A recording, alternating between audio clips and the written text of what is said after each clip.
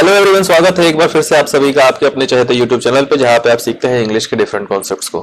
मेरे दोस्तों, इंग्लिश के डिफरेंट कॉन्सेप्ट्स की कड़ी में आज फिर से आप लोगों के सामने हाजिर हूं मैं वोकैबुलरी लर्निंग प्रोग्राम को लेकर के। वोकैबुलरी बूस्टर प्रोग्राम के इस सेशन में हम लोग क्या कर रहे हैं, फिर से इमेजेस के हेल्प से हम लोग वर्ड मीनिंग को सीखने की कोशिश कर रहे हैं। ठीक है, तो आइए बिना समय गंवाए देखते हैं क्या कुछ है आज के सेशन में। ये है पहला स्लाइड। पहले स्लाइड में हम लोग देख रहे हैं कि काजल अग्रवाल जी हैं और सिंघम भाई हैं।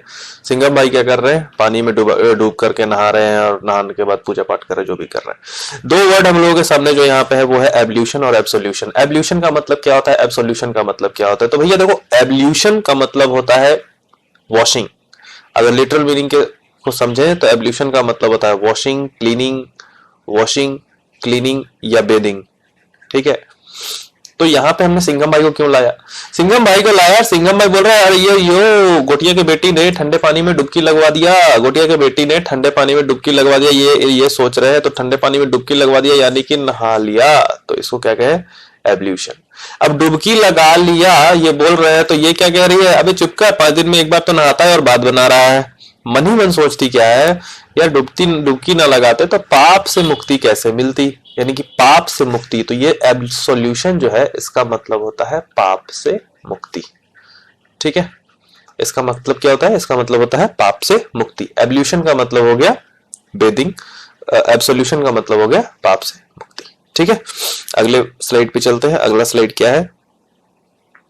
अगला स्लाइड ये रहा आपके सामने। देख रहे हैं हम यहाँ पे कि मोदी जी कह रहे हैं अरे प्रभात भाई, लगता है 2.5 किलो का हाथ से लोग डरने वाले नहीं हैं, लगता है कानून वापस लेना पड़ेगा, कानून वापस लेना पड़ेगा, यानी कि कानून को निरस्त, यानी कि कानून को निरस्त करना पड़ेगा, यानी कि एब्रोगेट करना पड़ेगा, यानी कि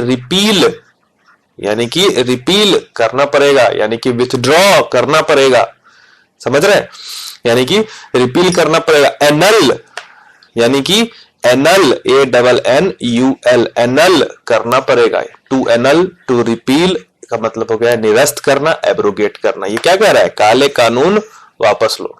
किसान आंदोलन का ये दृश्य है, अब देख रहे हैं किसान आंदोलन का दृश्य, और ये कहा जा रहा है कि काले कानून वापस लो, वापस लो। तो मोदी जी कहें कि भैया कानून को रिपील करना पड़ेगा, एनल करना पड़ेगा, निरस्त करना पड़ेगा। ठीक है, ये वर्ड खास करके यूज किया जाता है विथ रेफरेंस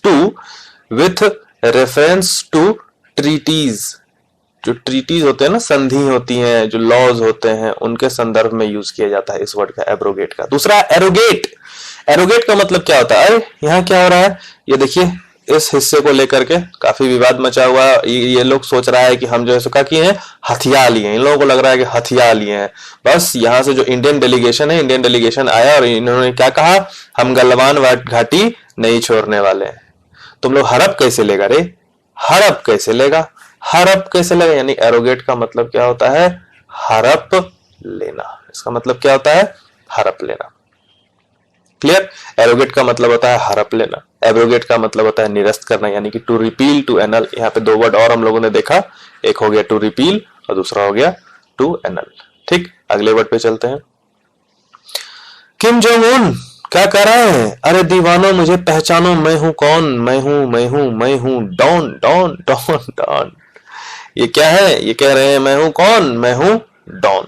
अब इनका जो बिहेवियर है ना मेरे भाई, सुनो सुनो सुनो सुनो, इनका जो बिहेवियर है ना, इनका जो बिहेवियर है सो इनके बिहेवियर में काफी गहराई है, और ये गहराई निगेटिविटी वाली गहराई है। मतलब ये निहायती निगेटिव किस्म के इंसान है, निहायती निगेटिव किस्म के इंसान है। तो इनके लिए क्या यूज करेंगे हम लोग, एबिस्मल। इनके लिए क्या यूज करेंगे हम लोग, एबिस्मल। कहता है ना कि उसके बहुत गहरी बात बोली उसने, लेकिन गहरी बात बोली तो जरूर, लेकिन उसकी बात में जो गहराई थी वो निगेटिव सेंस में थी, तो वहां पे क्या हो जाएगा, एमिस्मल। उसने निगेटिव बात बोली तो जो, उसने गहरी बात बोली तो जरूर, लेकिन उसके बाद में जो गहराई थी वो निगेटिव सेंस में थी, तो उसके लिए क्या यूज करेंगे, एबिस्मल। ठीक है, उसके लिए एबिस्मल यूज करेंगे वर्ड। एबिसल क्या होता है, एबिसल भी जो है सो गहराई को ही डिनोट करने के लिए यूज किया जाता है, गहराई को ही डिनोट करने के लिए यूज किया जाता है, यानी कि डेप्थ को ही डिनोट करने के लिए यूज किया जाता है एबिसल। बट ये जो होता है सो फिजिकल डेप्थ को डिनोट करने के लिए यूज किया जाता है। अब समझिएगा, गहराई के लिए 2 वर्ड, एक एबिस्मल एक एबिसल। जो गहराई फिजिकल डेप्थ होगा उसके लिए एबिसल, जो बिहेवियरल होगा उसके लिए हम लोग एबिस्मल। बिहेवियरल में भी एबिसल का यूज हम लोग करेंगे निगेटिव सेंस में, इसका यूज हम लोग करेंगे किसमें, निगेटिव सेंस में। तो अगर हमको पॉजिटिव सेंस में यूज करना हो, यानी कि उसके बाद में गहराई तो है लेकिन नकारात्मक तौर पे है, अगर सकारात्मक तौर पे यूज करना होगा हमको तो क्या यूज करेंगे,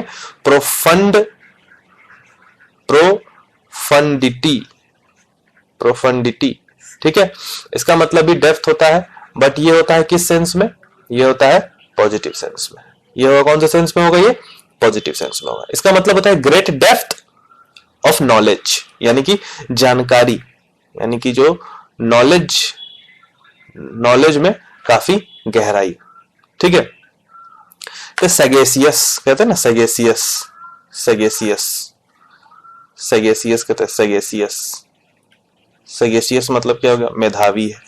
तो सगेसियस इंसान जो होगा उसके बातों में गहराई होगी, प्रोफंडिटी होगी।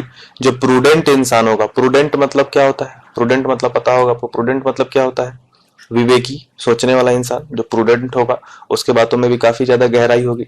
ठीक है, तो यहाँ पे क्या था, यहाँ पे ये छोटे भाई थे, छोटे भैया क्या कहते हैं, अरे भैया नहर में गहराई नहीं है, नहर में गहराई नहीं है, सो नहर क्या है, एबिसल है। नहर में गहराई नहीं है तो नहर क्या है, एबिसल है। ये क्या कह रहा है बड़का भाई, चलना और आगे चल के देखते हैं। हाँ, आगे चल के देखते हैं और आगे जाके तूफानी करेंगे।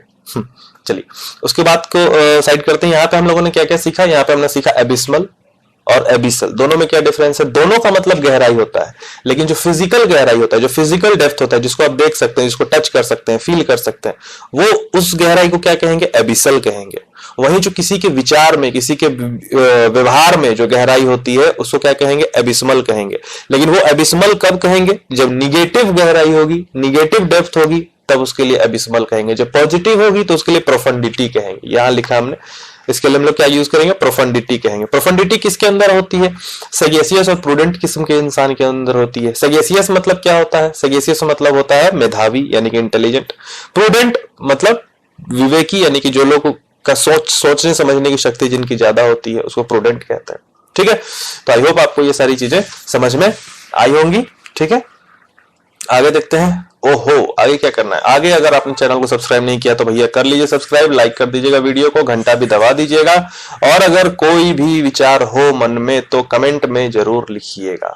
ठीक है, चलिए मिलते हैं अगले क्लास में। Till then, thank you very much.